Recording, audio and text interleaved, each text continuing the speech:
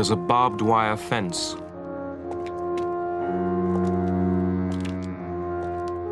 Dividing a city.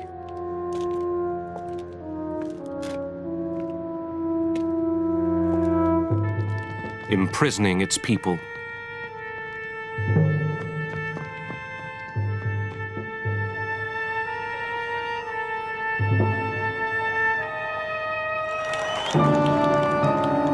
The very image of the Cold War, the Berlin Wall.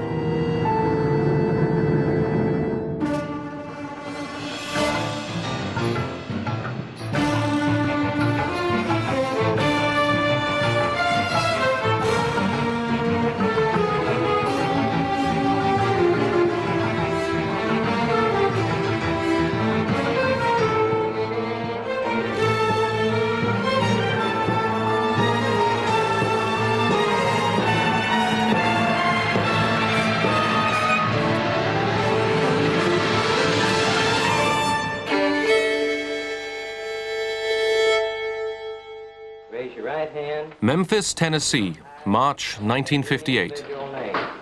I, Elvis Presley, do solemnly swear that I will bear true faith and allegiance to the United States of America. Give us a room with a view of the beautiful Rhine. Elvis Presley hits West Germany. The well-known guitarist has come to bolster NATO forces, in particular a 3rd U.S. Armored Division tank unit. I got those 1, 2, 3, 4 occupation GI Blue. West Germany was NATO's front line along the Iron Curtain. Since 1955, the Americans had been training a new West German army. Some thought that could mean a German finger on NATO's nuclear trigger. German rearmament brought back nightmares for many Europeans, above all for the Russians. The new weaponry alarmed East Germany, the German Democratic Republic. Die DDR hat ja nun versucht, verschiedene Angebote zu machen, eine nuklear... The GDR made various offers to prevent the nuclear armament of West Germany. vorzubeugen, aber sie hat da... But it found no response, no echo. Und darum fühlte sich die DDR... The GDR felt directly threatened by tactical nuclear weapons. taktischen Atomwaffen fühlte sich bedroht. It accepted that the Soviet army, stationed on GDR territory, also should arm itself with tactical nuclear weapons. Mit taktischen Atomwaffen. Berlin, deep in East German territory, was under the joint occupation of the former wartime allies. Now in West Berlin, 12,000 British, American and French soldiers were surrounded by 500,000 Soviet and East German troops. Western rights of access were protected by four-power agreement.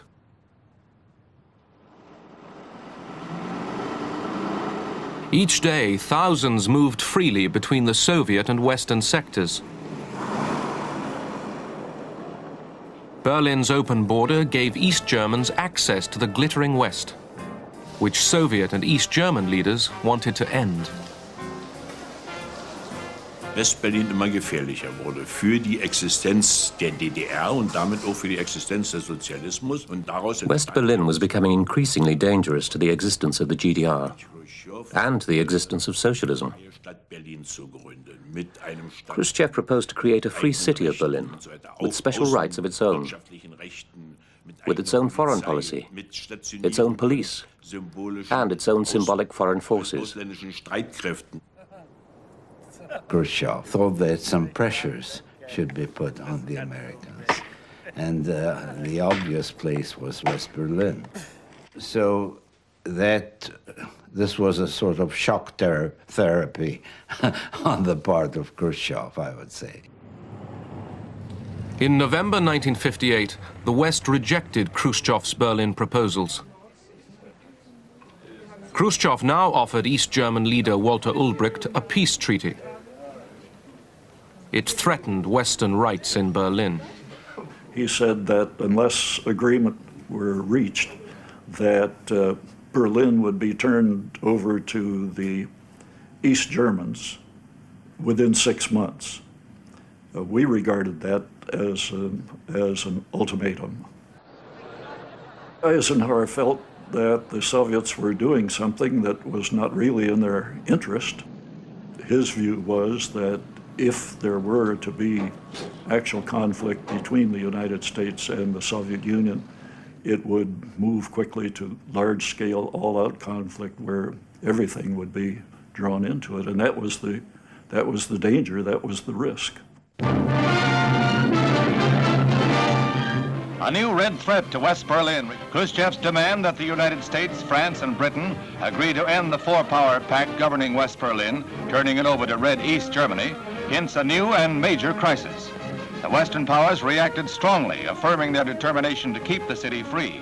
It's an outpost. American Secretary of State John Foster Dulles, seeking common ground for a bargain over Berlin, consulted America's allies.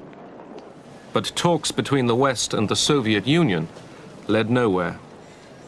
The attempt to find a compromise with the Soviets was where we began to get into serious trouble, because any concessions that you made to the Soviets from the Western side would be an erosion of the Western position there.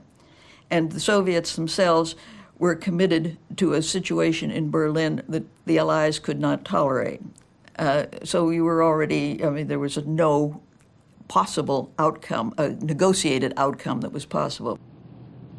But the talks persuaded Khrushchev to shelve his Berlin ultimatum and head west. He chose the world's largest aircraft for the journey, Soviet-built. In September 1959, Nikita Sergeyevich Khrushchev became the first Soviet leader to visit America. Khrushchev got what he wanted, which was a visit to the United States and treatment as an equal, and an exchange with Eisenhower, which gave him, I think, a fair idea that probably if he continued without too much provocative actions on the ground, he could get more and more out of the Western side. In talks with Eisenhower, a new spirit of cooperation eased the crisis. But Khrushchev's hopes for a Cold War truce only lasted 6 months. On the eve of a grand peacemaking summit in Paris, an American U-2 spy plane was shot down in Soviet airspace. Khrushchev was enraged. Но для этого что требуется? Не летайте вы в Советский Союз, не летайте вы в социалистические страны. Уважайте суверенитет и знайте границу. Не знаете границу? Ударим. Ударим, обучим уму-разуму. The summit collapsed before it had even begun.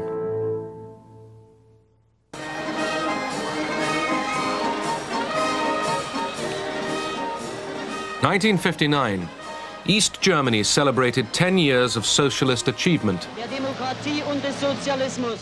Walter Ulbricht, party leader, boasted of rapid industrial progress and of a socialist democracy that Germany had never known before.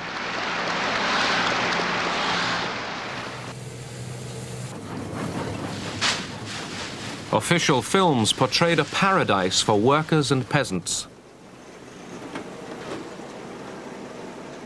The reality was shortages and chaos. Private farms were forcibly collectivized, and the state's resources poured into heavy industry at the expense of consumer goods. Obediently, East Germany copied the Soviet model, down to thought control of its people.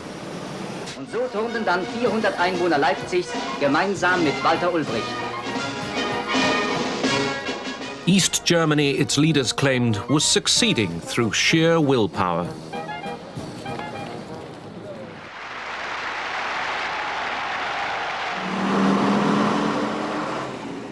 But in spite of hard work and enthusiasm, only Soviet support kept the economy going.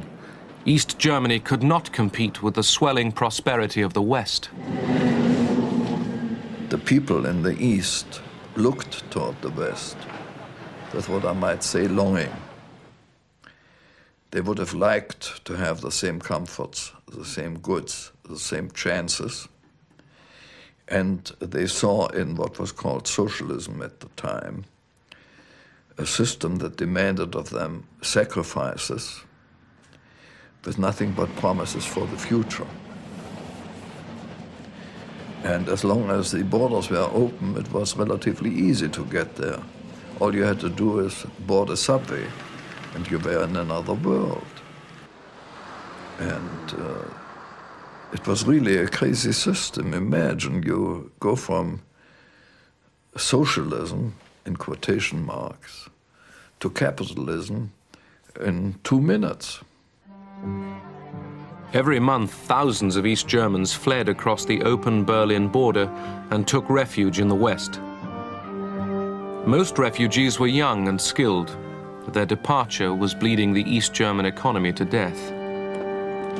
Foreman in a plant in the East wouldn't know how many workers he still would have the next day because part of his working force had left him, had left the East, had left the system in order to go over there. And of course, in West Germany, they made every effort that people who came from the East would get jobs and would get comfortable existence. As his people drained away, Ulbricht became anxious.